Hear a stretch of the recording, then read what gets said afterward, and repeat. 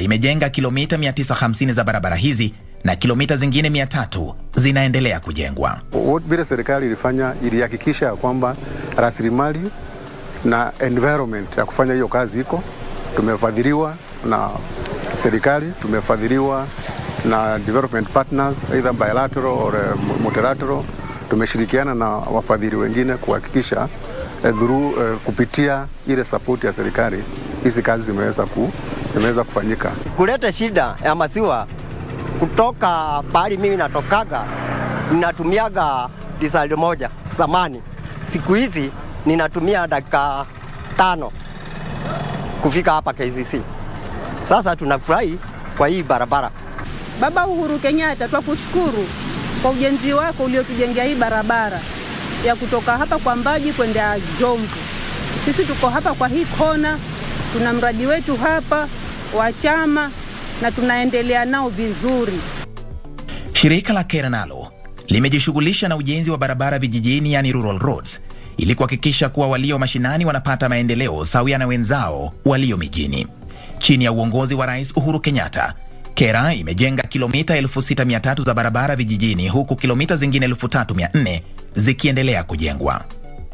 Serikali iko na mpango ya kutengeneza mabarabara za mashinani ili resources zote or all the wealth in the countryside tunaweza ku access, because ukienda mahali kulikuwa hakuna barabara, wakati barabara imekuja imejengwa, unakuta maendeleo imekuja, shops iko, watu wanaweza kuleta produce to the market. We have had a lot of socio-economic benefits and which people are testing. Hii barabara ya Riwa Kambisamaki Road inapotengenezwa ni manufaa kwa wanafunzi wote ambaye wanasoma shule ya Kiptilit na Tilelon pia, because wataenda kwa urahisi, hawawezi sisi hangaika vile sisi tulisafa, because sisi tulikuwa nafungiwa, unakuta hujafika shule, mara saa zingine unapigiwa hata unachapwa na mwalimu mkuu kwa maana umechelewa. Lakini haikuwa sababu mwanafunzi alichelewa, ni sababu ya maji mtoni haikuwa napitika. Barabara yetu hapo awali, kutoka kwa nyumba yako kufika kwa pahali kama institution yenye ni muhimu sana, pahali kama hospitali, ilikuwa imetutatiza sana, ilikuwa imetuweka kwa hali duni. Lakini kwa sasa tumeshukuru sana serikali ya rais wetu Uhuru Kenyatta vile wametujengea barabara. Wakazi wa sehemu nyingi humu nchini walielezea masikitiko yao kabla ya mwaka 2013. Wengi wao walisubiri kujengewa barabara miaka nenda miaka rudi wasipate wa kuwasikiza. Mambo yalibadilika Rais Kenyatta alipochukua hatamu za uongozi na kutoa kauli ya kuimarisha miundombinu humu nchini. The handiwork of my administration is evident across the entire country. There are some counties that have received their first tarmac roads since God made Kenya. And this was done during my administration.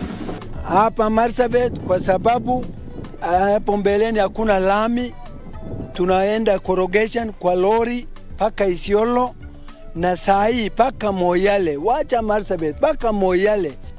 Mboga ambaye tunakula hapa, mboga tunakula hapa, natoka Meru asubuhi tunakula fresh, na tunarudishia rais wetu Uhuru Kenyatta shukrani kubwa sana.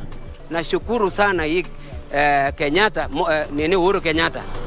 Nashukuru kabisa kwa sababu alituangalia kabisa kwa umbali, kwa sababu tulikuwa na fumbi, tulikuwa na matope, hii barabara tulikuwa tunaanguka ovyo ovyo, lakini wakati huu tunatembea hata kama tukiwa wazee au vijana, hii barabara saa hii ni safi kabisa.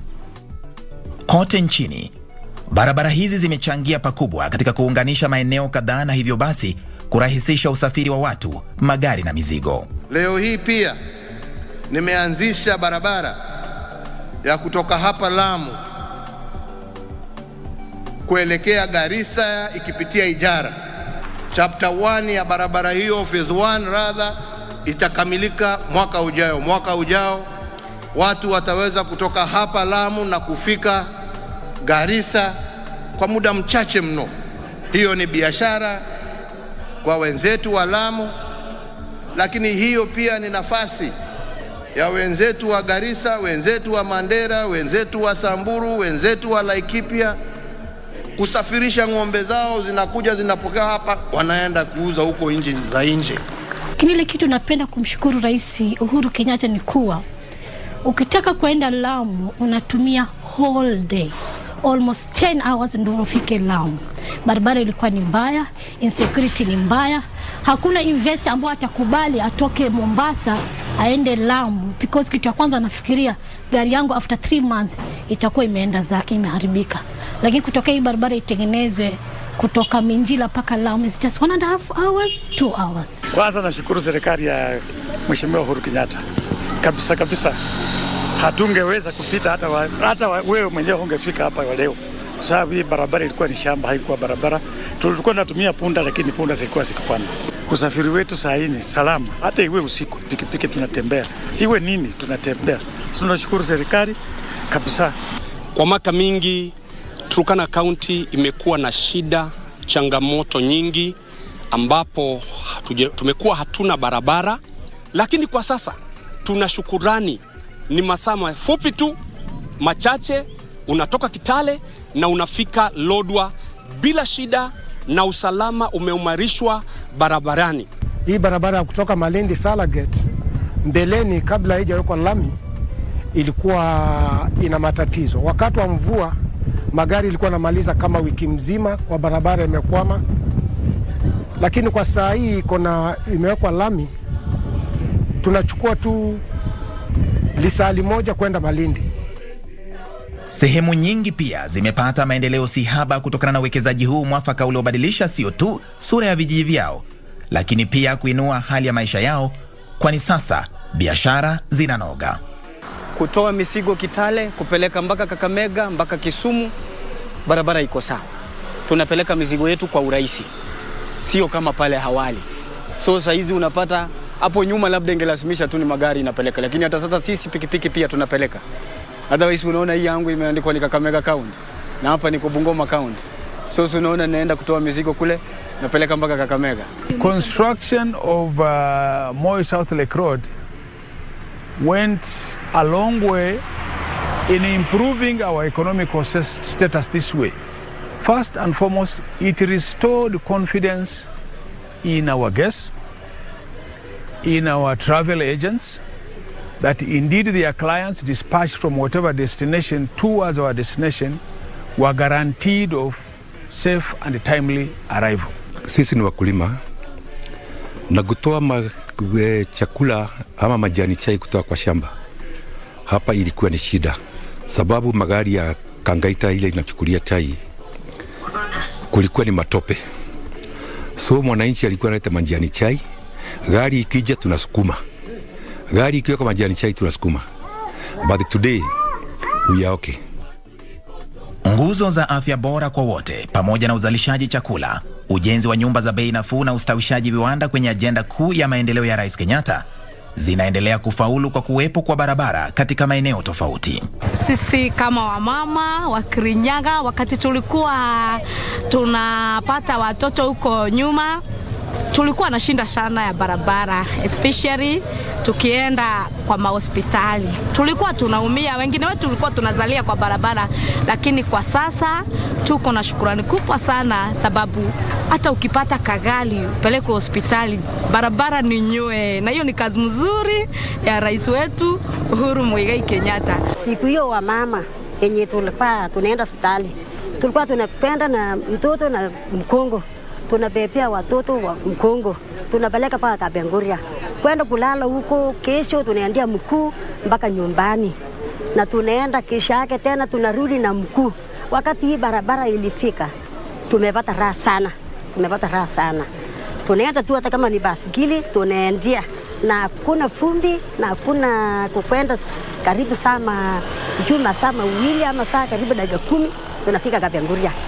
Currently, farmers are able to bring their coffee to their factory, and it reaches the factory on time because the roads have been fairly made, and the means of communication, means of transportation In fact, those who are unable to use trucks or pickups, even do sometimes use boda. Bila shaka, Rais Kenyatta ameiweka Kenya kwenye ramani ya dunia kupitia uwekezaji katika ujenzi wa barabara. Barabara ya Nairobi Expressway jijini Nairobi ni hazina kwa taifa hili. And I will be very proud to drive all the way from Machakos turnoff all the way to Rironi, and hopefully at that point launch the road from Rironi to Mau Summit, thereby reducing the gridlock that people have experienced, that has added to the cost of doing business in our country, that has added to inconvenience for our people, and thereby making Kenya that much more competitive and easing the cost of living to our people. Barabara hiyo ya kilomita 27 kutoka Mlolongo hadi makutano ya James Gishuru ilijengwa kwa mfumo wa public private partnership, ujenzi ambao ulitekelezwa kwa muda wa miaka 2 pekee. Safari ambayo ingechukua takriban masaa 2 sasa inachukua dakika 15 tu katika barabara hiyo. Nairobi has become an attractive destination for foreign direct investment, not just for manufacturing but also road investors. That's why Expressway, we have an investor putting 70 billion shillings, which confirms 2 things. They are happy with the business environment which has been created by the government of President Uhuru Kenyatta. Number 2, they will recover this investment over 27 years, meaning they have faith in the future of this country. Because to recover 27 years, you have to have faith that indeed things will remain good for the next 27 years. That is what we are doing, focusing on now direct foreign investments at the PPP. My experience was excellent, convenient. Yeah, I came from James Gishuru, took me about 10 minutes max all the way here. So it's good direction, the country is moving. Leo was my first day. Kasema wacha nijaribu kwa nitumie hii njia nione vile iko. Poa kabisa. Poa kabisa. It's taken me the shortest time possible to get here. Pongezi Uhuru Kenyatta for a job well done. I am coming from Syokimau and this is my first time here. Yeah, I've loved the experience. The transaction is good, like kulipia, it's good. And the road is very fine. It has brought a lot of job opportunities to the young people. We are a huge team. We have 11 toll stations, and each and every station has plenty of toll attendants, the ticket staff, shift heads, and also at the service center. We have 2 service centers at Cabanas and at Lavington. So also there are many young people working there serving. They are the ones who serve the customers to get the MTC card and to get the OBU. Kuna wakazi ambao walitamani kuwa na daraja angalau la kuwavusha kutoka upande moja au mwingine wakati wowote. Wengine walihofia msimu wa mvua, kwani hii ilimaanisha mafuriko yaliyohatarisha maisha yao na pia kukatiza safari nyingi. Mto ulikuwa ukifurika na mtu akiwa ng'ambo hii hawezi akavuka ng'ambo ile nyingine. Hasa tulikuwa napata hasara kubwa sana kwa sababu ulikuwa safari ya haraka. Tulikuwa tukitumia madau. Dau ni zile zinachongwa kwa miti, miembe, watu wanatumia hapa. Na unasikia mara kwa mara zimepoteza zaidi ya watu, si mara 2, si mara 3. Nasikia dau lishapoteza watu. Rais Kenyatta alisikia kilio chao na akatoa amri. Kwa ushirikiano wa Kenha, Kura na Kera, uwekezaji uliongezwa katika ujenzi wa madaraja katika maeneo tofauti nchini. Kwa mfano, daraja la Baricho Bridge Kilifi, Marigat Bridge Turkana, Mbita Bridge Homa Bay, Liwatoni Floating Bridge na Makupa Causeway Bridge Mombasa, na zinginezo nyingi katika maeneo ya mijini na vijijini. Previous scenes of Mombasa residents congested along the Likoni ferry are now a thing of the past. The iconic Likoni Floating Bridge, built in a record time of 6 months and opened to the public in December 2020, sees over 150,000 residents cross the channel on a daily basis in an orderly, safe and secure manner. Hii trajia ya Likoni imenisaidia safari yangu kwenda kazini. Sababu tangu ianze sijaichi leo kazini kwa sababu nikienda ni moja kwa moja. Sasa hakuna delay kama hii ambayo kwa ya ferry. Kwa hivyo tunashukuru tangu uhuru, tunashukuru sana kwa maana hii ndio kitu ya maana zaidi ambayo serikali kuu yetu imetufanyia. Tunashukuru kwa sasa biashara kama hiyo, hata samaki ikitoka fresh kutoka Kalokol itafika loda ikiwa fresh na sehemu zingine ya nchi. Hii causeway ya Makupa hapa, hii bridge ikimalizwa poa, itakuwa poa kabisa kwa sababu kama sasa hivi Mikindani tunachukua almost 7 minutes mpaka Mikindani kutoka town. Hapo tutakuwa tumesave time, tumesave mafuta, alafu barabara pia mambo ya maintenance itakuwa ni chini kidogo. This is Baricho Bridge. It is across River Sabaki. We've used modern technology to do it, to construct it. This is a farming area. To the north of this place where we are is land where you are able to grow so much horticulture. If you hear of pineapples, this is where it comes from. If you hear of the watermelons, that is to name what is already in place. But it has a potential of even mangoes and many others. Kuafikiana na ahadi ya Rais Kenyatta ya kuunda nafasi zaidi za kazi, miradi ya miundombinu iliyokamilishwa na inayoendelea kote nchini imewapa Wakenya wengi fursa ya kujipatia riziki ya kila siku kwa njia tofauti. Mimi ni plant solar operator. Nafanya kazi hapa kutoka Mavueni hadi Mtwapa hadi Kilifi. Hii mradi tangu nianze nimejenga, nimeoa, watoto wanasoma, na kuna maneno mengine ambayo yenye natarajia na bado nitaendelea kuhitimisha. Sasa hii kazi ambayo nafanya hapa imenisaidia story na employment. Sasa singekuanga na job, imenisaidia nimepata kazi. Story na do, kuna do sasa na nilipanga every month. Na kazi inakuanga tu sawa, hakuna maneno mengi.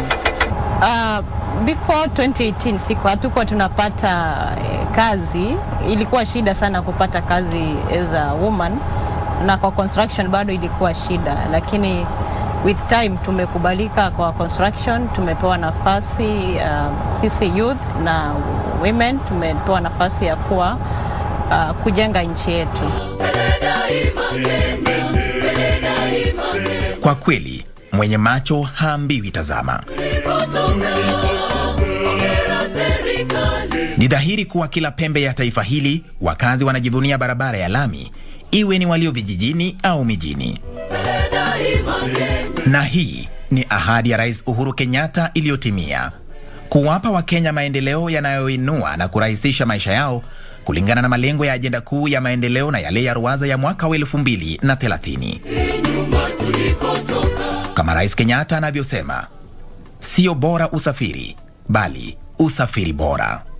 We realized that roads are literally the path to development, and that every inch of tarmac we lay, we are accelerating businesses, creating the foundation for greater individual and national prosperity.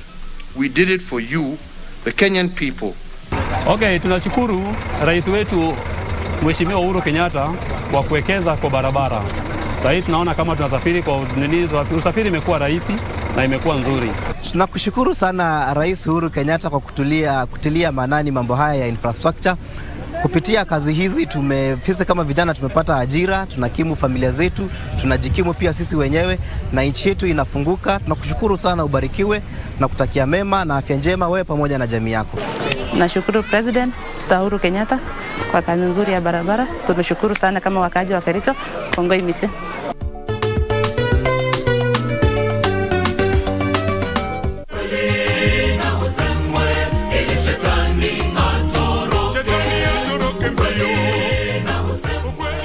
Hakika mwenye macho haambiwi tazama.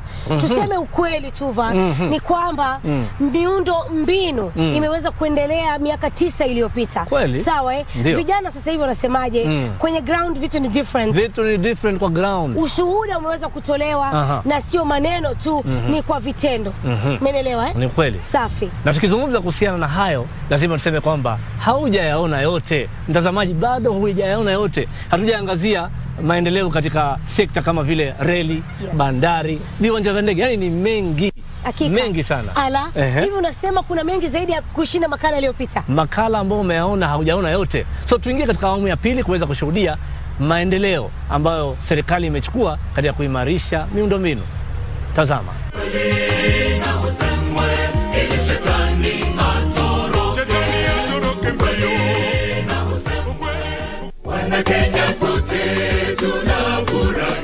Taifa lenye muundo mbinu bora na wa kisasa bila shaka ni taifa linaloendelea kiuchumi.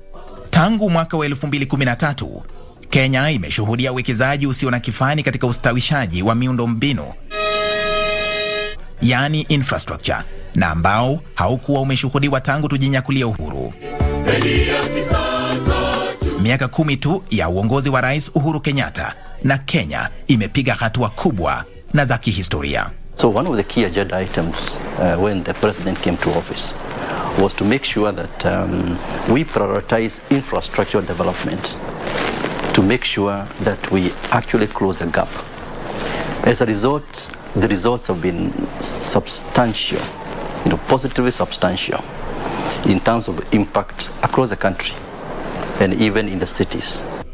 Tangu tujinyakulia uhuru, Kenya ilikuwa na muundo wa reli ambao ulizeeka kiasi cha kumea magugu na kutotumika. Alipochukua hatamu za uongozi, Rais Uhuru Kenyatta alitoa ahadi ya kurekebisha reli hiyo na pia kujenga nyingine ya kisasa ili kurahisisha usafiri. Most of our lines in Kenya are guided towards the economic zones. Our focus is the rail system will just contribute not less than 2.5% of economic growth to the country. Reli ya kisasa ya Standard Gauge Railway ni ahadi ya Rais Kenyatta iliyotimia. Our railway, on the eve of the Madaraka Day of the year 2017, we marked a transformative moment for Kenya and for Africa when the Madaraka Express made its inaugural journey from Mombasa to Nairobi. The largest infrastructure project in Africa had become a reality, and a brand new modern railway had become a feature of our homeland and nation. Reli hii inaanzia jijini Mombasa kupitia Nairobi na kufika mjini Suswa katika kaunti ya Narok, umbali wa kilomita 592. When the president took office in 2013, the last time when any major piece of infrastructure was done in the railway sector was exactly 122 years, in 1895. Now, during the SGR, you have seen the impact it has had. Usafiri kupitia Madaraka Express katika reli ya SGR umewaokolea muda wa Kenya wengi, kuwapunguzia gharama ya usafiri, mbali na manufaa mengine mengi.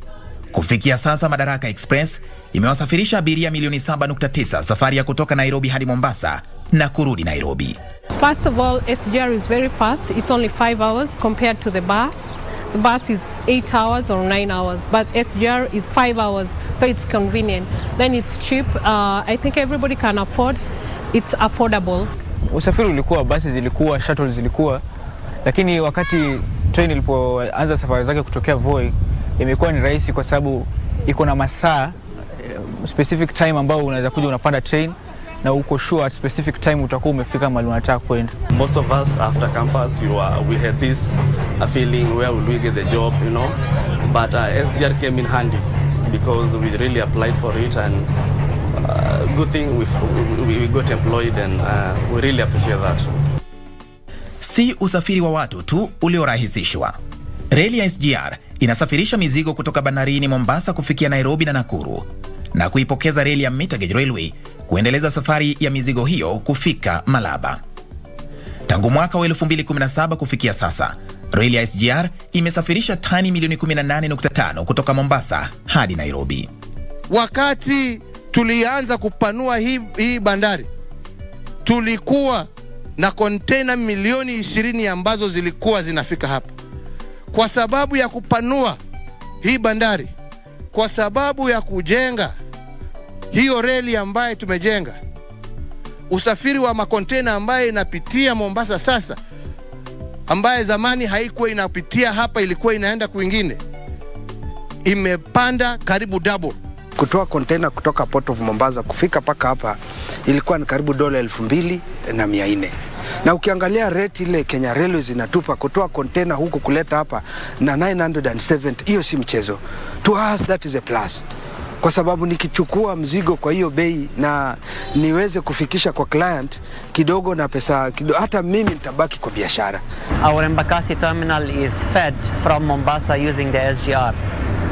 The SGR is very important for us, and then we hope that the service will continue with the same speed, the same KPIs, like when a train is loaded, within few hours it departs, and then within 8-9 hours is in Embakasi.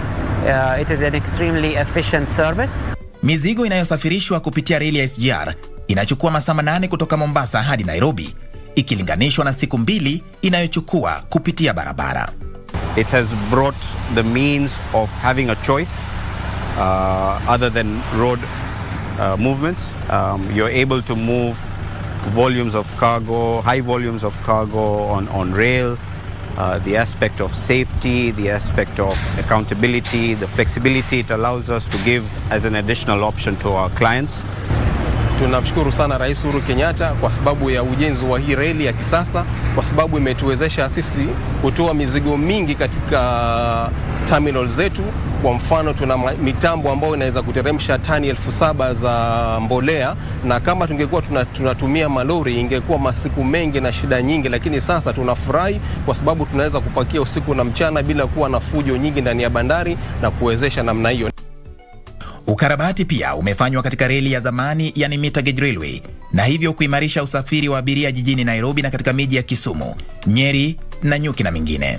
With the introduction of these improved commuter rail services, I believe our hard-working citizens in the metropolitan area will have access to alternative forms of public transportation, and they will be served in stations that have modern ticketing systems, adequate parking, improved security, and better road access. Waliokuwa wakipoteza muda kwenye msongamano wa magari barabarani sasa wamepata afueni. Every time we move people from Nanyuki, we move Mambabogas, we move the Mitumbas, we move the consolidated and unconsolidated cargo from Nairobi to towns in Sangana, Muranga, towns in Kinganjo, Chaka, all the way to Narumoru. We move across. And when you see some of our commercial small-scale traders who could not, because of the high cost of doing business, if you see their consumption on rail system and the support they are getting, that they can carry their 5 sacks of waru, potatoes, and take them to the nearest market. This is all commerce is all about. I like the fact that you get to see the landscape and the country in a different point of view. We travel on the same roads, the same views. Now you get to see it from a different perspective. We got to see Longonot from right here. We got to see from all the way up there in my Mahiu. It was a very nice experience. Nimeamua kwenda na hii ndio nijue vile ilikuwa wakati ilikuwa na wakati wa sasa. Nimefurahia sana sababu kutoka Nairobi kwenda kama sasa mimi naenda Narumoro nalipa karibu 750 kwa matatu, na hii ni very cheap ikiwa nalipa shilingi 180 mpaka huko. Sisi tunashukuru kwa sababu wakati railway inafufuliwa hivi, transportation itakuwa at least. Huku Trans Nzoia tunapanda mahindi, lakini tunapata kuweka kwa gari inakuwa bei kali. Lakini hivi sasa transportation itakuwa at least. Kama mtu wako yuko Nairobi, unaweza weka kwa treni na inafika kwa wakati. Na kama business tunaweza fanya wakati business mtu wa Nairobi na mtu wa Kitale. Tunawasiliana na kazi inachapwa na tunasonga mbele. Rais Kenyatta pia alihakikisha ujenzi na ukarabati wa viwanja vya kuweka shehena, yani inland container depots. Teknolojia ya kisasa inayotumika katika viwanja hivi imerahisisha upokezi na ukaguzi wa shehena. Uwanja wa Naivasha ICD uliokamilishwa hivi majuzi unapokea na kutoa shehena zinazosafirishwa hadi nchini Kongo, Tanzania, Uganda, Rwanda na Burundi. Between January 2022 and April 2022, we've been able to move 2,500 containers from the port of Mombasa beyond to Malaba and beyond. We are expecting now much more volumes to be able to increase even in the current month, since we are engaging much more customers, and much more customers are also coming and engaging us in terms of the kind of services that we currently offer. Sio hayo tu. Huku akitambua umuhimu wa bandari katika ukuaji wa uchumi wa nchi hii, Rais Kenyatta amekuwa katika mstari wa mbele kuwekeza katika upanuzi na ujenzi wa bandari nchini. When President Uhuru Kenyatta took office, the total tonnage going through the port was about 17 million tons every year. That has gone up now to about 35 million tons, almost double. Bandari ya Mombasa imefanyiwa marekebisho na upanuzi kabambe tangu mwaka wa 2013. Hii imeongeza uwezo wa bandari hii wa kupokea meli kubwa zaidi na pia idadi kubwa ya shehena. Recently, there have been an upsurge of transshipment business in this port. And this is a manifestation of the increased efficiency and the investments in expansion and also business process re-engineering that has improved cargo throughput as well as productivity in this port. Hali pale mwanzo kulikuwa na jam. Ulikuwa kama una mzigo, unataka kufanya booking na unataka kuingiza mzigo wako uchukue. Ulikuwa unachukua almost 4 days. Mzigo mpaka inaingia storage. Na kile immediately saa hii unafanya booking leo, gari inaingia na unatoa mzigo wako. Whereby barabara imefanya kazi kwa rahisi, imekuwa smart kabisa. Kabla ya Rais Kenyatta kuletea mradi wa kuongeza hii bandari ya Mombasa, pale nyuma ilikuwa na shida kidogo, kwa sababu baadhi zilikuwa kidogo. Sasa meli sikawa sikija mpaka ingoje huko ndipsi, ingoje ingine kitoka ndio je ifunge. Lakini saa hii basi zimeongezwa, gates zimekuwa nyingi, msongamano malori mlangoni kuingia saa hii umeisha. Hebu tafakari. Wakazi wa Lamu walikuwa na rasilimali ya bahari, lakini hawakufaidi kiuchumi kama wenzao wa Mombasa, kwani hawakuwa na bandari. Lakini sasa mambo yamebadilika kupitia uwekezaji uliofanywa na serikali ya Rais Kenyatta. Bandari ya Lamu imewaletea mwamko mpya. Lamu Port is strategically located at the middle of major shipping routes, and therefore its operationalization will enable us to begin and to realize long-cherished goals of opening up northern Kenya to international trade. Indeed, fortifying our position as a major gateway to Africa and harnessing the economic potential of this historically underserved region. Lamu Port ikiwa, watu wa hoteli watafaidika, kwa sababu wale wanaofanya kazi poti mara nyingine watakuwa wanakuja wanakaa hapa, na kuna hizi meli zile za kubeba watalii na hizi za kubeba na wale wafanyakazi wa poti pia mara nyingine watu tunakaa nao hapa.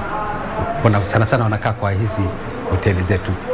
Nilipokuja hapa Lamu Port, nimekuja kama steel fixer wa kufunga zile chuma. Kama mimi huu mradi wa Lamu Port naona umenisaidia, kwa sababu kama nimejenga nyumbani,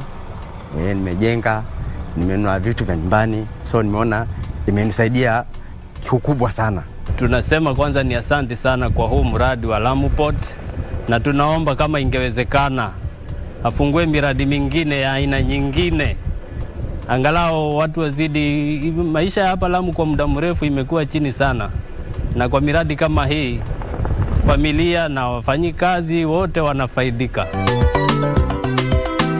Itakumbukwa kuwa Rais Kenyatta alitoa ahadi ya kufufua bandari ya Kisumu ambayo ilikuwa imesahaulika na hali yake kusononesha. Tunaendelea na shughuli ya kurekebisha bandari hii ya Kisumu. Bandari hii ya Kisumu ndio ilikuwa roho ya Nyanza na ndio ilikuwa senta ya biashara katika nchi zote ambazo zinazunguka Lake Victoria hapa. Lakini wengine wakaruhusu ifilisike.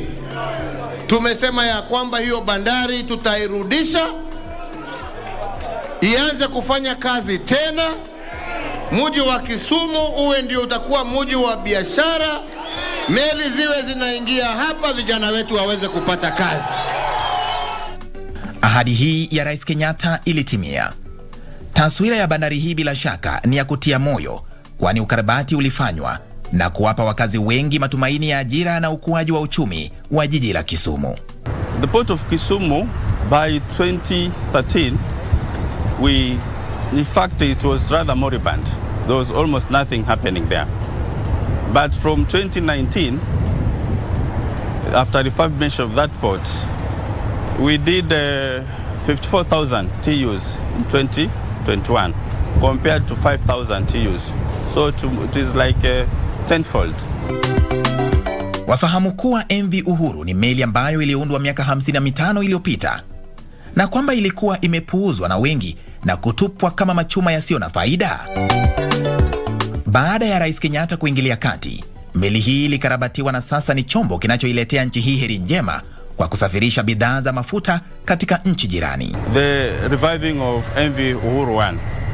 MV Uhuru 1 has really assisted or facilitated business between the port of Kisumu and Uganda, because when it was revived in 2019, up to today, some 74 million liters of fuel has been transported to Uganda. That's the Port Bell and Jinja in Uganda.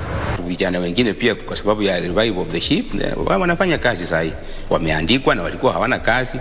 Hata wazee wengine ambao pia walienda na mimi pia wengine wamerutishwa na wanafanya kazi.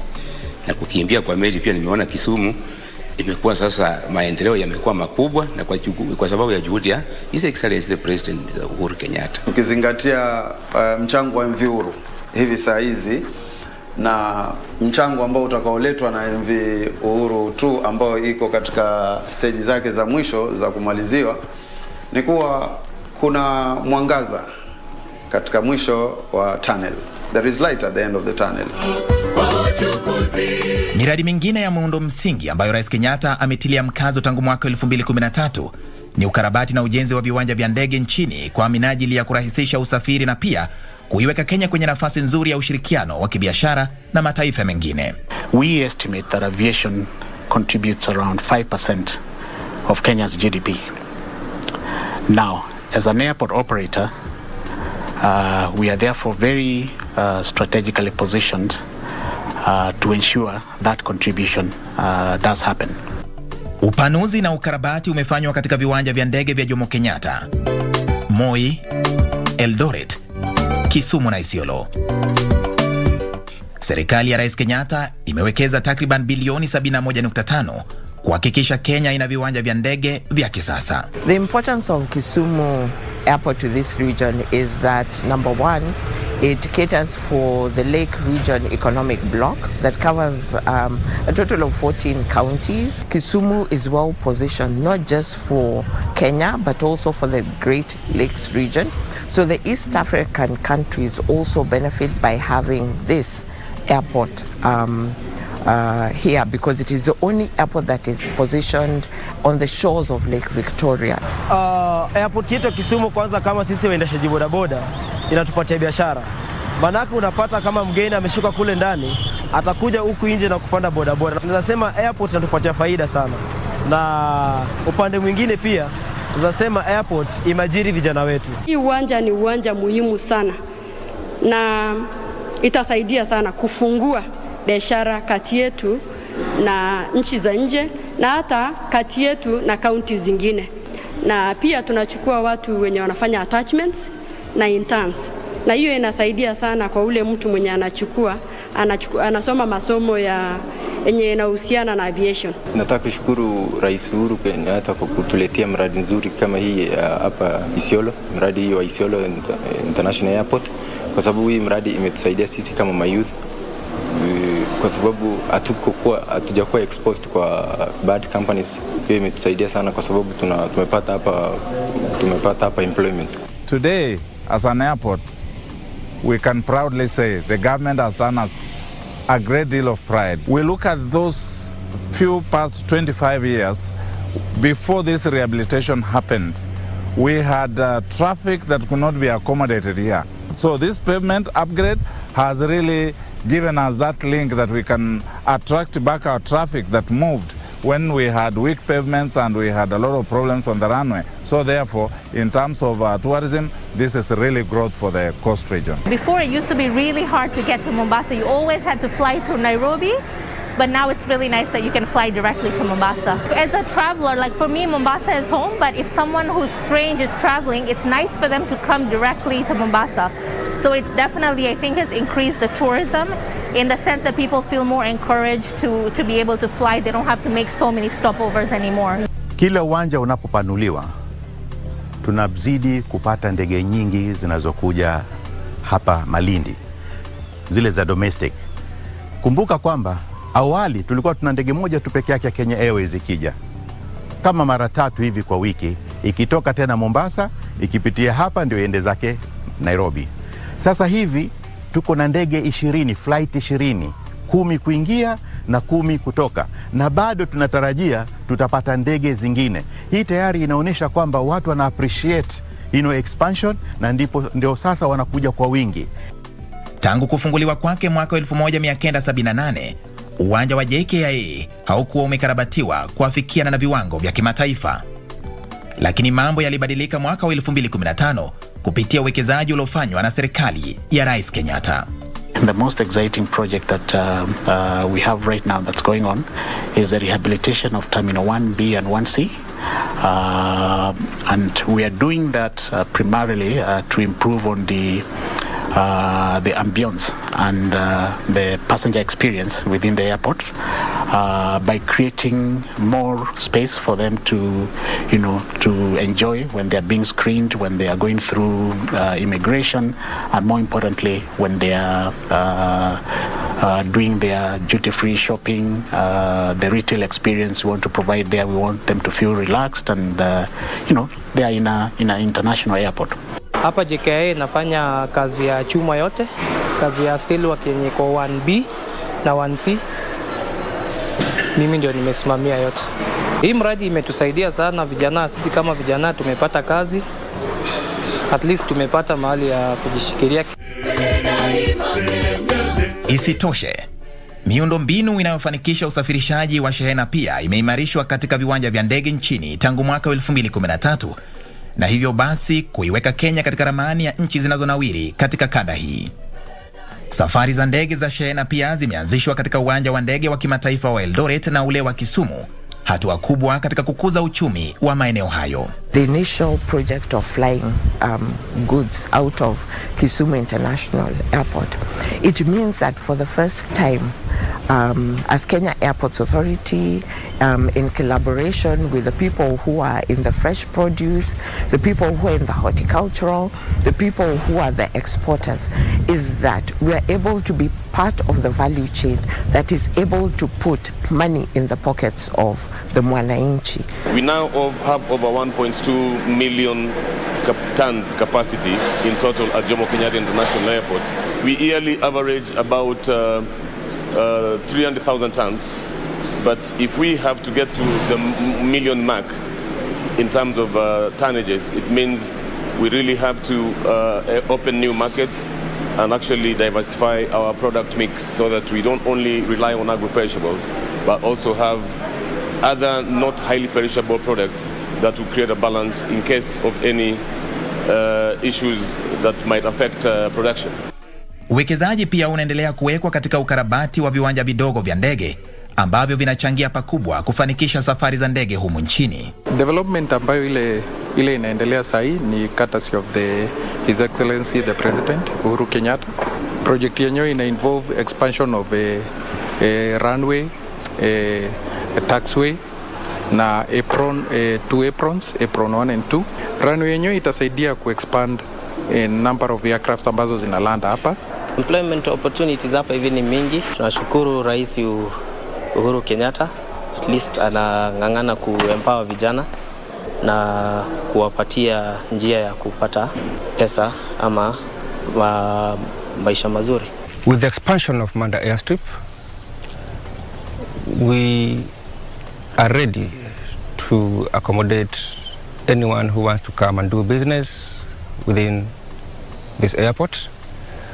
We welcome the air operators, we welcome the landside operators to come and help us do business at the airport.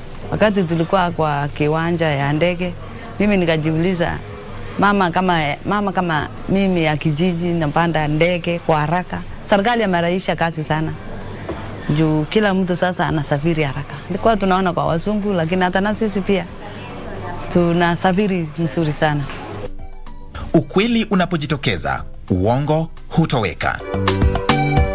Ni wazi kuwa chini ya uongozi wa Rais Uhuru Kenyatta, Kenya imepiga hatua kubwa katika kuimarisha miundo mbinu tangu mwaka wa 2013 kuambatana na malengo ya ruwaza ya mwaka wa 2030 na yale ya ajenda kuu ya maendeleo. Rais Uhuru Kenyatta atakumbukwa kama rais ambaye alitambua umuhimu wa kuendeleza uchumi wa nchi na kuinua maisha ya Wakenya kupitia uwekezaji mwafaka kwenye ustawishaji wa miundo mbinu, yani infrastructure. We are affecting people's lives. We are changing people's lives. And that is why infrastructure is key if ultimately we want to become an industrialized nation. What President Kenyatta has done on focusing more about infrastructure has helped in job creation, especially to people like us. Kwa ukweli, Uhuru Muigai Kenyatta amefanya kazi. Sana kwa hii awamu yake ya mwisho, hii amefanya kazi ni kana kwamba ako kwa sprinting, anaenda mbio. Kila kitu kikisemwa leo, kesho unaona kinaikuwa implemented. Tutarudi nyuma tulikotoka. Na usemwe ili shetani atoroke mbio. Kwa kweli tunaposherehekea siku hii ya Madaraka, ni mengi ambayo tunasherehekea kama taifa, maanake ni mengi ambayo tumeweza kuyafanikisha. Kumbuka kwamba maudhui ya mwaka huu ni pamoja tusonge mbele. Na unajua nini dadangu? Ningependa leo tuangazie sekta ambayo ni muhimu sana, na ni sekta ya usalama. Tusidanganyane. Hali ya usalama nchini Kenya sasa hivi ni tofauti na miaka iliyopita. Tuambiane ukweli kwamba usalama umeimarika. Na hii ni kitu ambacho kinachangia maendeleo hata sekta zingine.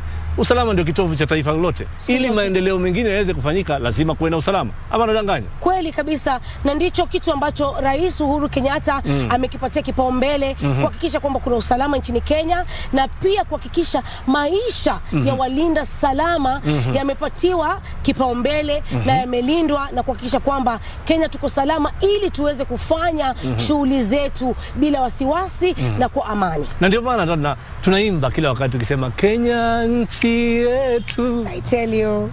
Ni nzuri. Sauti ndio hauna. Sauti ndio sina ya kuimba, lakini ukweli ni kwamba mambo ni mengi ambayo serikali imeweza kufanikisha. Mwenzangu ana sauti, lakini tunasema pamoja tusonge mbele.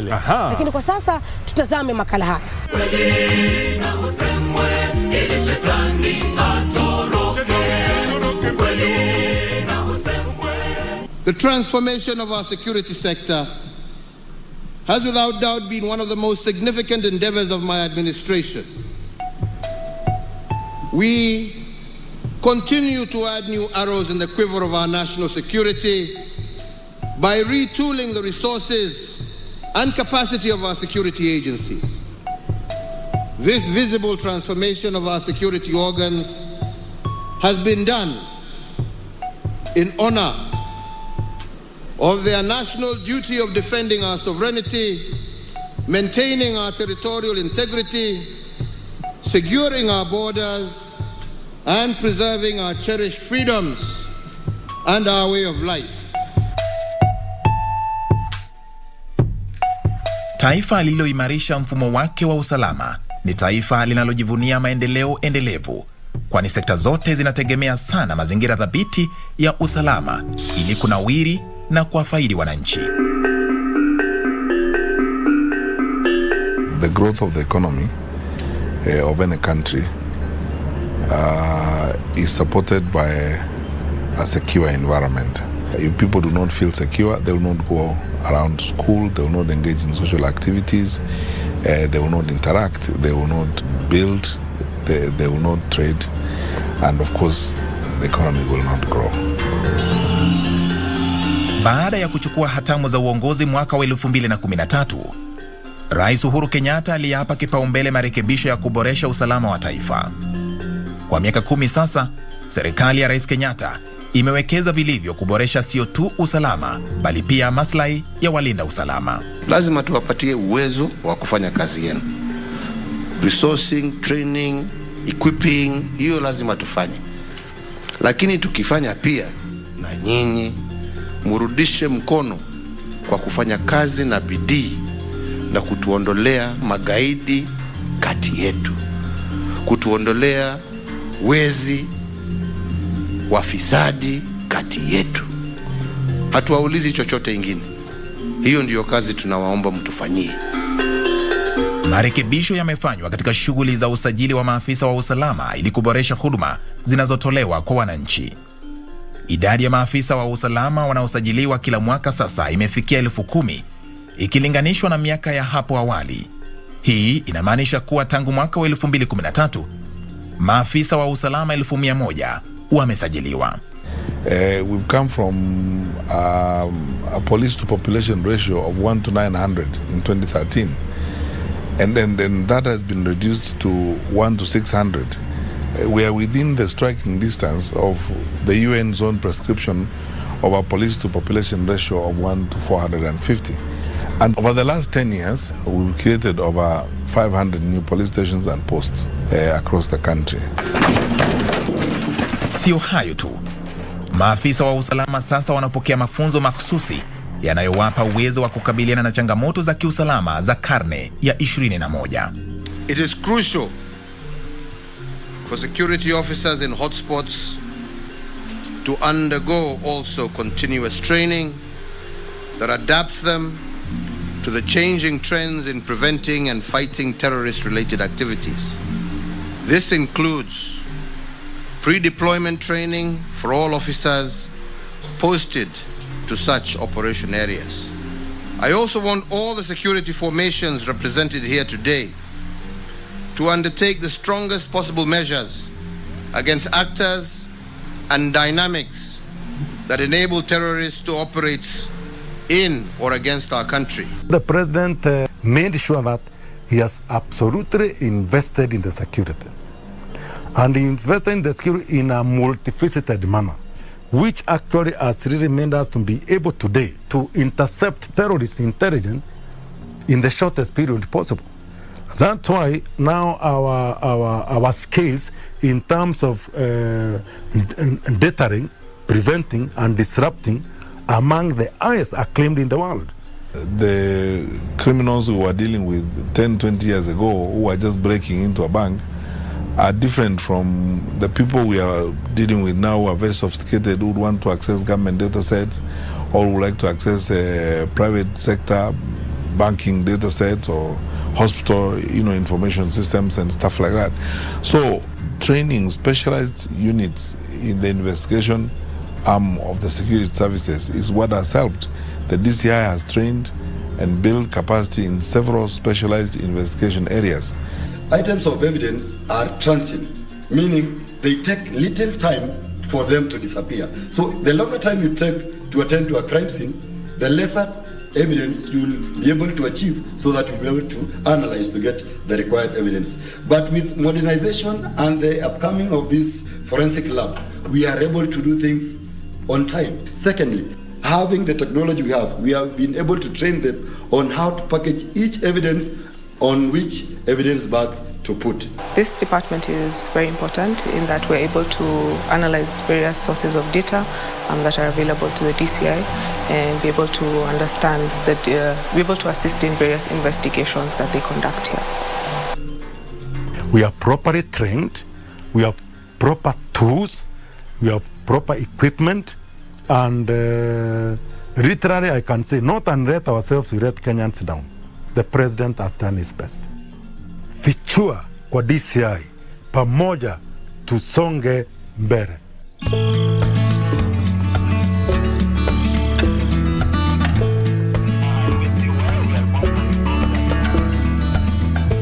Serikali ya Rais Kenyatta pia imeboresha vifaa vinavyotumiwa na maafisa wa usalama. Hii ni pamoja na uwekezaji katika teknolojia ya kisasa ili kurahisisha utendakazi, kama vile kubadilishwa kwa mfumo wa usajili wa matukio kwa njia ya kidijitali almaarufu occurrence book, na pia mfumo wa CCTV wa kufuatilia matukio katika sehemu mbalimbali. Fomu wameleta ya tablet, so mambo yako inafidiwa pale. So ulikuwa unapata saa zingine kama karatasi imekosa, lakini pale kwa details zako zitafunguliwa tu kwa hiyo tablet. So siku hizi wameadvance, si kama hapo kitambo. Kwa hivyo government imefanya kazi na iko sawa. The introduction of the digital occurrence book is particularly incredible in the way with the use of tablets and mobile phones which contain this occurrence book applications. We're able to reach out to reportees wherever they are, such as the sick and persons living with disability. This has greatly improved the number of cases reported. From the time I joined this particular station, it has improved by over 80%. You are given risk allowance. When you get injured in the line of duty, you are well taken care of. For me, I have an officer in my post who underwent a heart surgery, and the bill, it was above 1 million, and it was catered for by the NHIF, of which in past a police officer could not, the NHIF could not cater for that. We thank our president, we thank our IG, we thank our CS for putting that consideration to our police officers. Pamoja tusonge mbele. Ili kuhakikisha kuwa maafisa wa usalama wanawafikia wananchi kwa urahisi na kwa muda unaofaa, maafisa wa polisi sasa wana magari ya kutosha kutokana na uwekezaji uliofanywa na serikali ya Rais Kenyatta. Our officers are now much more mobile than they were because just recently, through the police leasing, the vehicle leasing arrangement that serves the police and the national government administration teams, we now have over 2,600 brand new vehicles out there under the leasing program that are used to move our officers around. Mobility is no longer an issue at all. We are able to respond to challenges in real time in many parts of the country. Our neighbors used to complain that the challenges when you go to a police station, you are told to fuel a vehicle. The issues of fuel is no longer an issue because we have the fuel card system. So as a result of that, response to security challenges has improved. Siku hizi hata a member of the public akipigia polisi simu akiwa na shida, wao wana respond. Like mimi severally nimeshapiga simu. I'm just a member of the public. I'm not an officer. Nimepigia polisi simu, wana respond immediately kama kuna shida. Siku hizi imekuwa rahisi sana kupata uhalifu kwa maana wananchi wako na nafasi sasa ya kuongea na hata na polisi hata na chief bila tatizo lolote. Kwa hivyo community policing tumeunganisha kitengo cha polisi, kitengo cha administration pamoja, tumejileta pamoja kuzingatia security. Mara nyingi sana tunategemea wananchi wao wanatupatia habari kwa namba 988 ile ya Mulika Uhalifu Kenya. Wanatuambia jambo hili limekuwa likiendelea na fulani ndio wanahusika. Tunaenda tunawakamata, tunawapatia DCI, DCI wanawachunguza, makosa inapatikana, wanafunguliwa charges, wanapelekwa mahakamani na wanahukumiwa kisheria. The confidence the Kenyans had about this giving information through 111, 112, 999, they used to say they are being betrayed. This featuring, it has been configured in a manner that whoever calls from wherever you can, nobody can tell where you are calling from. Nobody can actually tell who is calling. Na hali ya usalama hata vile iliko sahi, yote tunasema ni ushirikiano wetu wananchi na idara ya DCI. Rais Kenyatta pia ametilia maanani suala la kuboresha maisha ya walinda usalama. Hivyo basi uwekezaji umefanywa kwa njia mbalimbali ikiwemo huduma za afya na makazi bora kwa walinda usalama. We are completing the construction and equipping of the National Police Service hospitals in Nairobi and Kanyonyo. We are also having a medical cover agreement with NHIF and our medical cover program. We are currently improving on our response to mental health challenges in the service. Housing, we have been allocated allowances, so any police officer can access any house around the community which they are comfortable with. Years back, they were sharing their houses. As per today, we are comfortable, we have privacy, and we thank our government for that.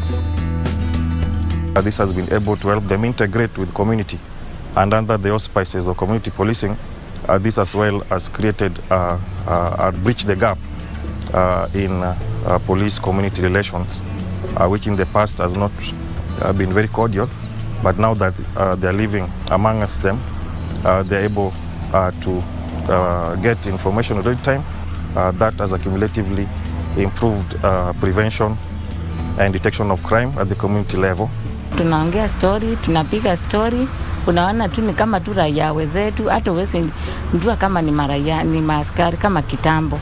Kitambo ulikuwa ukipatana na askari unakimbia, unaongopa, but wakati huu wamenyenyekea, wanakaa vizuri na raia. Hiyo kumingle na raia inafanya polisi wanapata information nyingi sana kwa raia. Na sasa hii kumingle umejua inafanya mpaka hata raia siku hizi wanaoana na askari. Aidha, uwekezaji umefanywa ili kuhakikisha kuwa Kenya ina mfumo bora wa kukabiliana na changamoto za kiusalama, hasa kupitia idara ya upelelezi wa jinai DCI. Kenya sasa inajivunia maabara ya kisasa ya uchunguzi ambayo ni ya kipekee katika eneo hili. All countries are going towards forensic analysis. It is a very key element in any investigation to be conducted, because science is being adopted all over, and therefore for the cases to proceed and succeed before the court of law, the court of law these days, they require scientific evidence. So this national facility, it is a very, very, very crucial facility for the country, and it helps us in resolving many of the cases. We have what we never used to have, because today I can say that even some of the cases which used to take us years to kind of unravel what was the mystery, today within a very short period, we only tell criminals today, you can hide for a day to a week, but we are not going to go very far. Kenya pia imepiga hatua kubwa katika kukabiliana na tatizo la ugaidi nchini. Ushirikiano baina ya taasisi mbalimbali umefanikisha juhudi hizi. In the past, the agencies worked separately. There was less interaction, less sharing of information. So it was easier for one agency to miss information that would enable them to act better and provide security to the people of Kenya. The President, in his capacity as the chairperson of the National Security Council, formed and insisted that we now henceforth must work in a multi-agency framework. Our multi-agency has been a blessing, a completely blessing. That's where we put all our resources, all expertise, and have a synergy of this unit, that energy, this unit. We pull them together, and that way now see the best production of the security in terms of controlling terrorism today can be enjoyed by Kenyans. Tumewekewa ulinzi wa kutosha. Ukienda hapa Pangani tayari wako RDU, ukienda Witu iko kambi ya jeshi, na ukisonga huku mbele kidogo Milihoi wako tena kambi. Kwa hivyo hatuna wasiwasi, saa hii tukilala tunalala mzuri.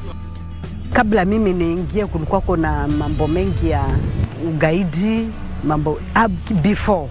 Lakini mimi tangu niingie nimepata kuna security tosha. Hapa Moi International Airport unafanya kazi comfortably. Unaona hata kitu kikifanyika ambacho sicho yani kinatashwishi vile kinakuwa handled, yani unajua kabisa kuna mahali tuko na security, yani ya kwamba kama kuna jambo linaweza kufanyika aliyezifanyika kama tuna security kama hiyo. Biashara imekuwa kwa sababu kama saizi unaona suppliers wangu Dolphin wameniletea mzigo, wanaenda pila Lamu, hawana wasiwasi, na mwenye mzigo anahakikishiwa kwa mzigo wake imefika salama salimini, kwa sababu saizi hatuna insecurities na kuna KDF popote ambao unaenda, kuna roadblocks, mnaangaliwa kama wewe ni Mkenya ama umebeba nini. Tunashukuru sana Rais Uhuru Kenyatta. We have managed the security. We have not done it 100%. We have managed to mop up over 102 illegal fire, something that has never been done since 1986. But we are telling them that the people, through their leadership, right from these MCAs, who should be talking about peace, who should be talking about disarmament, who should be talking about schools. Children should now be carrying pens and books. That is where the rubber meets the road. Katika juhudi za kuhakikisha huduma za serikali zimemfikia mwananchi, maafisa wa kiserikali wa ngazi tofauti, yani National Government Administration Officers, wamekita kambi mashinani. At this level, I oversee the 6 counties. At the county level, the county commissioner, oversees his sub-counties. At the lower level, we have the DCC who oversees his divisions and locations. Below that, there is the SCC who oversees the locations. And then, of course, the chief oversees the sub-locations. And at the sub-location level, the assistant chief oversees his villages and nyumba kumis to ensure that whatever goes down there is in tandem with what government has set out to do. Serikali imehakikisha kuwa maafisa hao wamewezeshwa vilivyo kutekeleza wajibu wao. For the first time, we are working without any political interference. We have been given room to discharge our mandate. We have been advised to do our work professionally, provided we serve mwananchi as provided for in the Constitution. The RC now is more effective because, he operates under an executive order that was set out by the President in 2019, which gives him overall command over national government functions and to, of course, deploy resources accordingly. Katika mambo ya maendeleo, development project, tuko na Regional Development Coordination Committee. Na kama hiyo miradi kwa mfano imekwama, ni jukumu letu sasa sisi kama kamati. Tunatembelea ule mradi, tunaangalia tujue shida ni nini. So serikali imetusaidia sana because mapendekezo yetu ile tunapeleka juu, ile inaitwa upscaling to NDTC, inatusaidia sana kwa sababu miradi mingi imekamilika kwa sababu ya hiyo. Sio maafisa wa ngazi za juu pekee walionufaika kupitia uwekezaji huu wa serikali ya Rais Kenyatta. Machifu pia sasa wamerahisishiwa kazi.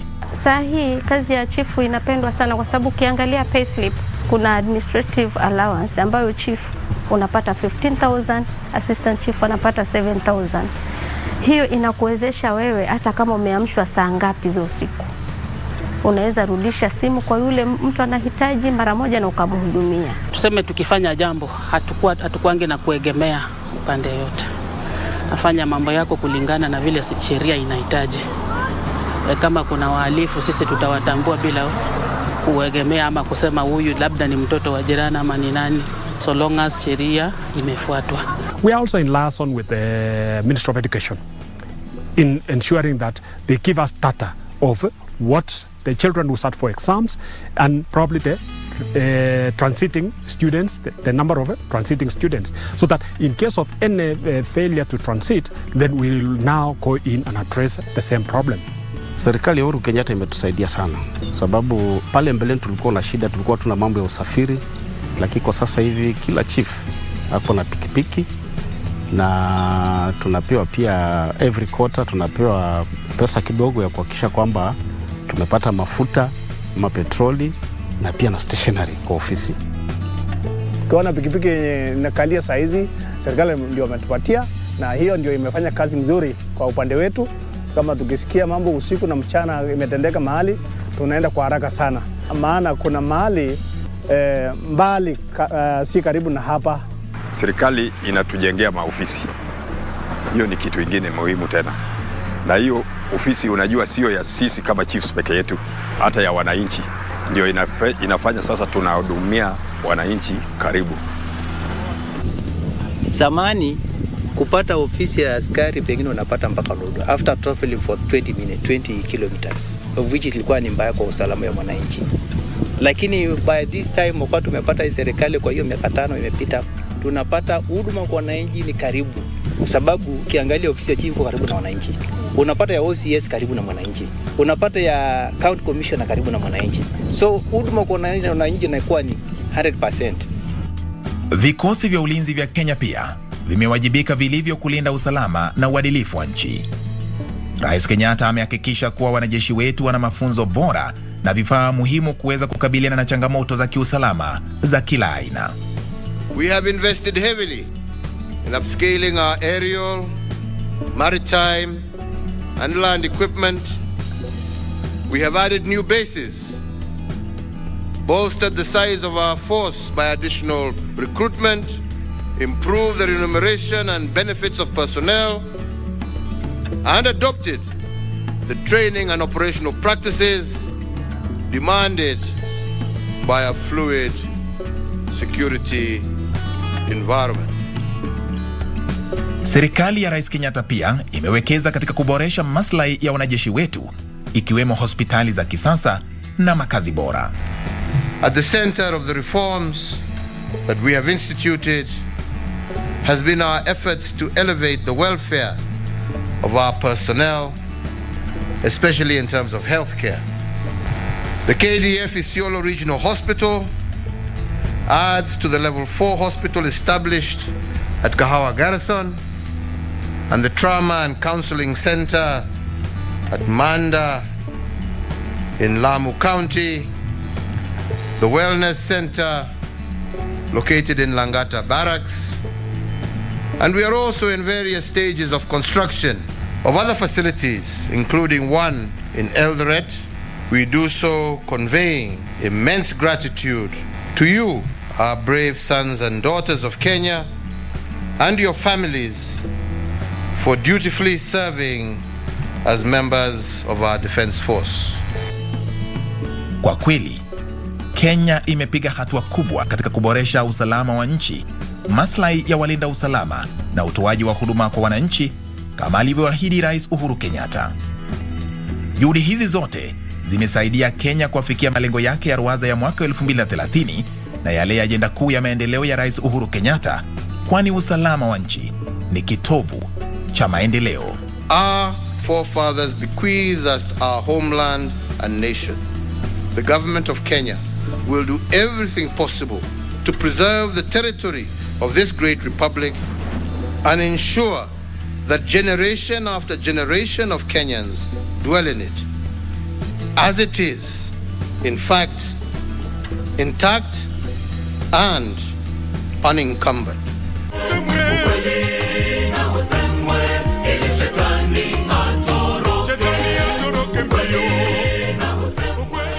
Hakika imekuwa ni siku njema sana, na pale ulipo najua umeweza kufurahia sana kuangalia makala ya leo. Umeweza kushuhudia na kusikia ushuhuda uliweza kutolewa na wananchi mbalimbali wakisema jinsi ambavyo wameweza kunufaika na maendeleo ambayo yameweza kufanywa katika uongozi wa Rais Uhuru Kenyatta. Sijui unasemaje mwenzangu? Yani ni mengi, lakini unajua nini mtazamaji, tumefika mwisho wa kipindi, lakini haimaanishi kwamba kipindi na sherehe imeishia hapa. Sikukuu hii na sherehe hii ya 59 ya Madaraka inaendelea, na kilele chake itakuwa ni hotuba ya Rais Uhuru Kenyatta. Imekuwa ni furaha kubwa sana kujumuika nawe siku ya leo. Hakika tunasema maudhui ya sikukuu ya leo imekuwa ni pamoja tusonge mbele. Mimi naitwa Masawe Japani, na mimi niite Mzazi Willy Tuva, na kutakia tuko Happy Madaraka Day. Happy Madaraka Day. Tupatane baadaye.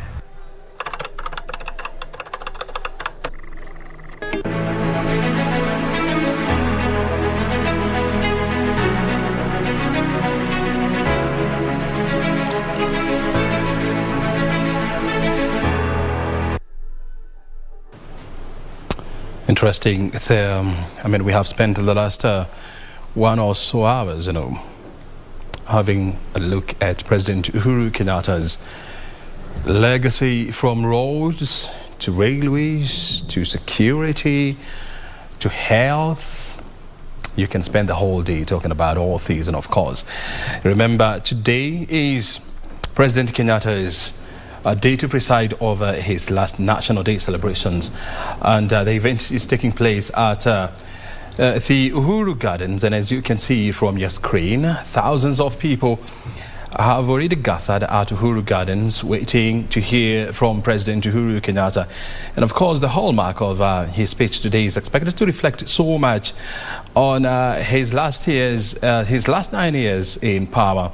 And of course, going forward, what kind of a nation he expects to see, and what role, if any, he's going to play in the development of this country, bearing in mind that as a president, there is a lot of consultation that is needed between the incoming administration and the outgoing administration. And so you expect to see a lot of back and forth between the two. So he's expected somehow to say that he's still available, you know, for further consultations, for engagement, to give Kenyans direction as to where we ought to go as a nation, having shaped the development agenda of this country in the last 9 years in a big way. And definitely, so you do not expect President Uhuru Kenyatta, even once he retires, you know, to take a back seat. You would expect to see him actively involved in Kenya's development agenda. Well, we are back here in studio with Professor XN Iraqi, and on your screen that is State House, and that is the Energy CS Ambassador Monica Juma. We have our team there, and so anytime President Uhuru Kenyatta is expected to leave State House to the Uhuru Gardens, and well, the beauty about it is that you know, as a state broadcaster, and this being a state function, we have exclusive access to some of those places, and that's why we are live from State House, we are live from Uhuru Gardens, we are live from Broadcasting House. And so we'll be in a position to show you different shots and different happenings, you know, exclusively. This is not content that you can easily access from any other channel, so that's why it is highly advised that you keep it right here on KBC Channel 1. That is Uhuru Gardens. Look at it. It looks quite astonishing, quite nice. I like the grass. It's quite green and very well kept. So look at the pathways, you know, very well done, and so you don't really have to step on the grass. And you have to make a point of going there sometimes. And I was talking to XN Iraqi, was telling me that he's convinced that this afternoon he must set his foot on these grounds. Is that what you told me? I think I told you I'll be going to Uhuru Gardens. Yeah. I want to see what has been stored in those, what historical artifacts have been put there. I want to see from 1800, they are saying, up to the present. Yeah. I would want to see how was Kenya between 1800 and 1900, 1900 and 20,000 and 2000, how it is now. What are the legacies of the first presidents, our chiefs, our struggle leaders like Kemadi and so on. So I want to go to Uhuru Gardens, see that museum, and possibly suggest what we should add. Because I don't think they have put everything. Because one of the things I want to see is what is there, what has been left out, and how can we enrich it. And I'm hoping that whatever they are going to put in Uhuru Gardens will be devolved very, very soon, so that in every county headquarters we have such a museum. You haven't. Because every county has its heroes who can be celebrated, has its artifacts. Even go to Mombasa, it has very rich history. Yeah. If you go to Turkana, it has very rich history. That dates back to 1500s. That is it. I remember going to a museum in Sudan. It's about 2013. Which Sudan? The Rio Sudan. And I remember finding a stool, you know, the traditional stools? Yeah. That dated to 1500 BC. Wow. Yes, I was very surprised. The same stool that you see around. 1500 BC. Yes. So I believe that every community in Kenya has some artifacts. And it's the time we enriched our museums. Remember, museums are devolved. Yeah. So we expect county government to take that very seriously. So that you don't need to come to Uhuru Gardens, you can also get museums in your home county. And it's quite unfortunate that, you know, not even a single county has taken advantage of the fact that you know, museums can be a revenue generating activity. And by setting up museums, you know, you'll be welcoming visitors. That is industrialization and trade and industrialization CS Betty Minor. They are enjoying the music there with the State House Choir. That is outside State House, the seat of power in this country. So are you saying that if I want to join the cabinet, I need to start practicing choir? Oh, absolutely, absolutely. It goes without saying that. Well, I know you don't have great moves when it comes to music. No, I used to be a robot dancer. A robot dancer? Break dancer. I was great on that. Those were the days of yore. Yes, but so you need to practice new dancing styles. I still have the flexibility if given an opportunity. Given an opportunity. Yes. Are you campaigning for opposition? Not so. That's not what I'm saying. But I'm saying from the. But you don't mind. If the call of duty, if I'm called to perform the national duties. That is a military vehicle that is supposed to carry President Uhuru Kenyatta when he'll be driving into the stadium and not waving. Not a Land Rover anymore. This is a Toyota. It is a Toyota. Actually, he opted for a Toyota, which was a major detour, in 2013, because as a country we were so much used to Land Rovers, but when he decided to go for the Toyota Land Cruiser, even the chase car you can see is a Nissan. The chase car is a Nissan. Very Japanese. The two vehicles are Japanese, actually. Maybe in the future they should be Nyayo cars. They should be Nyayo cars. Yes. Or Uhuru cars. Yeah, that's or what I look for. Kibaki cars. Yes. Or Iraqi cars. Who knows? Yes. I don't know what names we shall give our car models. We do not have a shortage of names. That's a fact. I'm sure we're intelligent enough. And ingenious enough, to come up with proper names. But coming back, to the conversation that we were having here about Uhuru Kenyatta's legacy, and you have seen from that a documentary that we have just aired for more than 1 hour. The kind of development, the kind of project that Uhuru Kenyatta has managed to undertake in the last 9 years, from health to roads to housing. This is something that definitely will have major ripples and repercussions, in many years to come. That's right. I was around when President Daniel Arap Moi left power. When President that was in 2002. And when President Kibaki left power. But I don't think the two previous presidents that were there when I was around did as much as President Uhuru Kenyatta in managing his legacy. I think he has put a lot of effort in making sure that his legacy is intact. Whether you look at economy, politics, and everywhere, he has been very good in managing his legacy. And I think it will be interesting to find out, is it because he is young? Is it because he is going to be there for a longer time compared with other presidents? So that's why probably he's securing his legacy, because he'll be here for quite some time. Does it has anything also to do with his age? Because among the 4 presidents in this country, he's the youngest. That's probably the reason why he's very particular about his legacy, because he'll be around when we are going to be talking about what his predecessors are doing or what his successors are doing. So he's probably much aware of that. He has been very focused on the legacy. You can see he is even going from 1800 up to the present. That's a long span of time. Yes. And it needs a lot of effort, a lot of ingenuity to manage such a long legacy. 222 years. From where you see it, what would you anticipate the president is going to tell us? I see three major issues that I think will be the cornerstone of his speech. One, I expect him to give us some political direction. Remember, we are going to the polls in about 70 days. So people are very eager to hear which side is he going to endorse. And I am sure he's not going to endorse it. I think he is going to be very neutral, very statesman. He will probably tell Kenyans how to vote, but not who to vote for. But I think he has done that already. I don't think he is going to be that direct this time. If you notice his political But we already know where he stands, right? I agree, but if you look at his overtures in the last 2 months, he has been more quiet. He has been more muted. So I think today he'll be more statemanly, tell us about how we need to have peaceful elections, probably not tell us who to vote for. But I also expect him to give some economic direction, probably focus about his legacy, what he has done for the country, and probably what he is going to give his successor in August. That's probably will be the architect of his speech. He might talk about the global issues, war in Ukraine.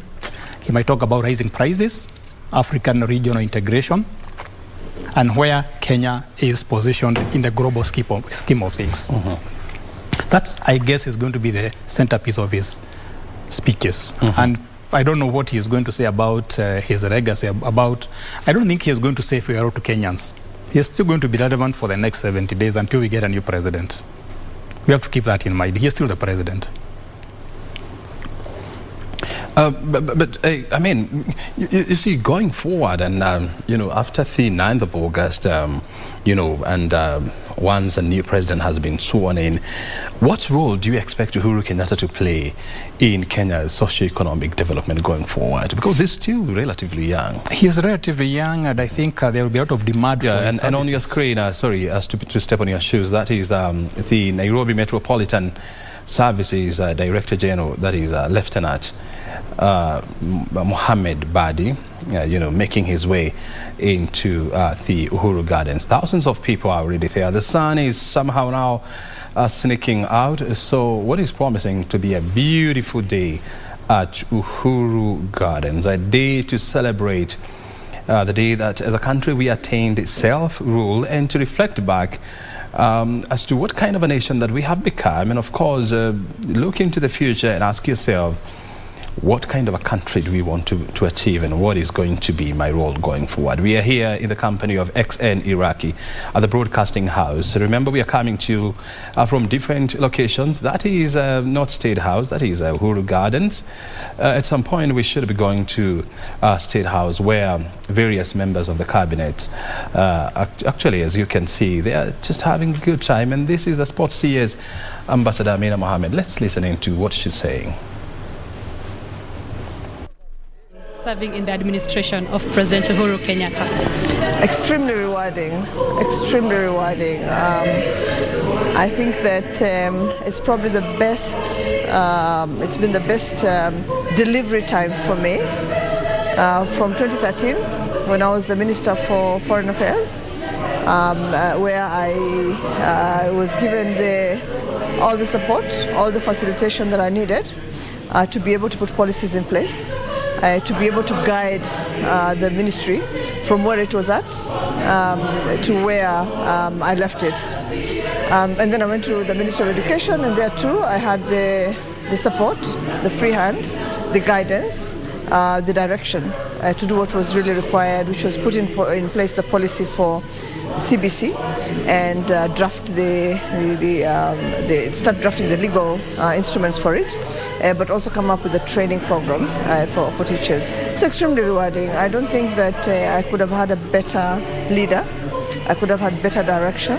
I could have had better support, better facilitation, and overall just a very representative, unifying figure as president of the country. So extremely delighted to have served, very grateful, very humbled, and I'm really grateful to His Excellency and grateful to the Almighty God for having given me this opportunity. Very briefly, in summary, what are the achievements in the current ministry you are now, Ministry of Sports? The biggest that you would say we have really achieved? Well, I think carrying out the president's directives, including what was in the manifesto, the WRC bringing it back to the country, building the stadia across the country that we've been able to build, ensuring that our athletes, our best ambassadors, our best representatives outside the country are well catered for, putting them at the center of everything that we do, making sure that we don't have athletes sleeping at the airports, having athletes blocking the streets of Nairobi because they've not been facilitated or they haven't been supported. Basically ensuring that the sports fund that His Excellency the President set up was used for the intentions that it was established for. Put the athlete at the center of everything, at the core of everything that we did. You saw what happened with the Olympics. Best African country, 19th overall. The next African country was like miles behind us. Just recently, the Deaf Olympics. We are preparing for the Commonwealth. We are preparing for the World Athletics. Here at home, we've hosted more events, sports events than we've ever hosted, I think, in the history of our country. Beginning with the World Under-20 to the continental tour that we brought to the country, the only African country that has a continental tour. And I think for me the highlight was the marathon on the expressway that His Excellency the President has built for our country, one of the biggest legacies. And last night was totally amazing. It was just phenomenal that we were able to see our heritage site turned into a world-renowned site that everybody, I think, across the world would want to come and visit, achieving the vision that, again, His